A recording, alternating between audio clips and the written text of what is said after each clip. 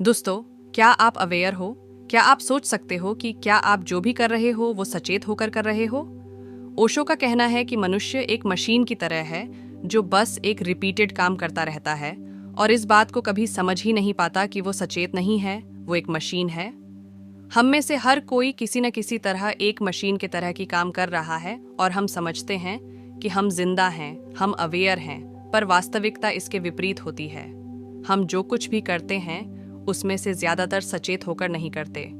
आपकी ही बात करें, आप इस वीडियो को देख रहे हो पर होशपूर्वक नहीं। आपका ध्यान बाकी वीडियो और अपने मन के विचारों से भरा हुआ है।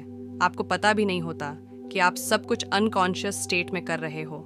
इस वीडियो को भी आप सचेत होकर नहीं देख रहे हो। ओशो कहते हैं, मनुष्य एक मशीन की तरह है।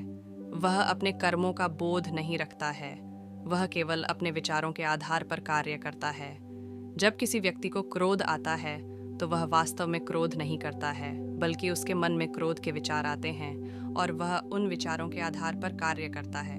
अगर उस व्यक्ति के मन में क्रोध के विचार न आते तो वह क्रोध नहीं करता। ओशो कहते हैं कि क्रोध, घृणा, ईर्ष्या आदि सभी मन के विचारों से उत्पन्न होते हैं। जब हम इन विचारों को शांत कर देते हैं तो हम इन भावनाओं से मुक्त हो जाते हैं। हमारे जीवन में सचेत रहने के लिए हमें अपने विचारों और भावनाओं पर नियंत्रण करना चाहिए। हमें अपने मन के विचारों को शांत करना चाहिए और अपने जीवन को सचेत होकर जीना चाहिए। मनुष्य एक मशीन है, उसके कर्म का बोध भी झूठा है।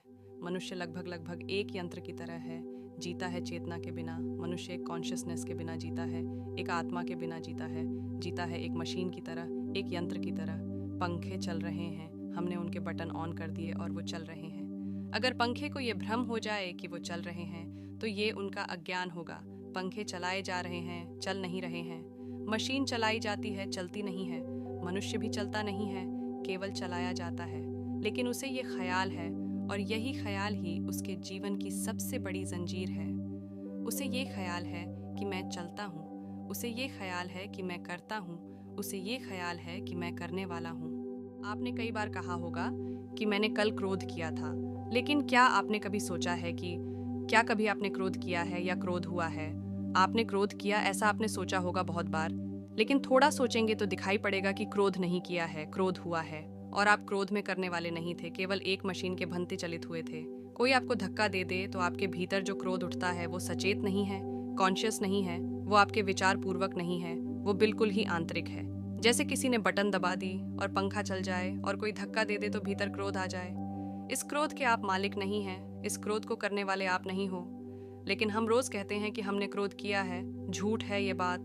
ना आपने कभी क्रोध किया, ना आपने कभी घृणा की है। अगर आपके सामने किसी अजनबी व्यक्ति को बैठा दें, क्या आप क्रोध कर पाएंगे या क्या आप घृणा कर पाएंगे?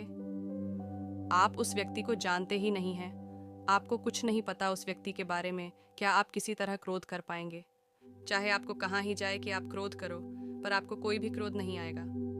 भले ही आप अपने दिमाग में समझो कि ये मेरा बॉस है या वो इंसान है जिससे आपको सबसे ज्यादा क्रोध आता है। जब तक आप इस अजनबी व्यक्ति को कोई और नहीं मानोगे, आपको क्रोध नहीं आएगा।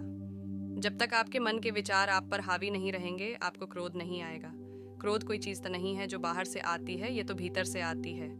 आपका क्रोध भीतर से उत्पन्न होता है। आपको भीतर शांति प्राप्त करना होगा तो आपको क्रोध आ ही नहीं सकता। क्रोध भीतर से उत्पन्न होता है, किसी चीज पर, किसी समय पर, किसी बात पर, किसी जगह पर, किसी वजह पर, आपके मन के विचारों से उत्पन्न होता है। अपने विचारों को शांत करो, अपने भीतर ध्यान दो। तुम पाओगे कि तुम्हारा मन बस फालतू की चीजों में लगा है। इसे समझो और तुम क्रोध पर काबू पा सकते हो। इस कथन में ओशो जी कहते हैं कि मनुष्य एक मशीन की तरह है। वह अपने कर्मों का बोध नहीं रखता है, वह केवल अपने विचारों के आधार पर कार्य करता है। जब किसी व्यक्ति को क्रोध आता है तो वह वास्तव में क्रोध नहीं करता है, बल्कि उसके मन में क्रोध के विचार आते हैं और वह उन विचारों के आधार पर कार्य करता है। अगर उस व्यक्ति के मन में क्रोध के विचार न आते तो वह क्रोध नहीं करता। ओशो जी कहते हैं कि क्रोध, घृणा, ईर्ष्या आदि सभी मन के विचारों से उत्पन्न होते हैं। जब हम इन विचारों को शांत कर देते हैं तो हम इन भावनाओं से मुक्त हो जाते हैं। ध्यान करें। ध्यान करने से हम अपने मन के विचारों और भावनाओं को शांत कर सकते हैं। अपने विचारों को चुनिंदा रूप से चुनें। हम अपने मन में आने वाले विचारों को चुन सकते हैं। हमें उन विचारों को चुनना चाहिए जो हमें अच्छे महसूस कराते हैं। अपनी भावनाओं को स्वीकार करें। हमें अपनी भावनाओं को स्वीकार करना चाहिए। हमें अपने डर, क्रोध, ईर्ष्या आदि भावनाओं को दबाने की कोशिश नहीं करनी चाहिए। अपने जीवन का लक्ष्य निर्धारित करें। हमें अपने जीवन का लक्ष्य निर्धारित करना चाहिए। हमें अपने जीवन में क्या हासिल करना है, यह तय करना चाहिए। जब हम इन सुझावों का पालन करेंगे तो हम अपने जीवन में सचेत होकर जीना शुरू कर सकते हैं। अगर आपको यह वीडियो पसंद आया हो तो कृपया इसे लाइक करें और सब्सक्राइब करें। और यदि आपके कोई सवाल या सुझाव हैं तो कृपया हमें कमेंट में बताएं।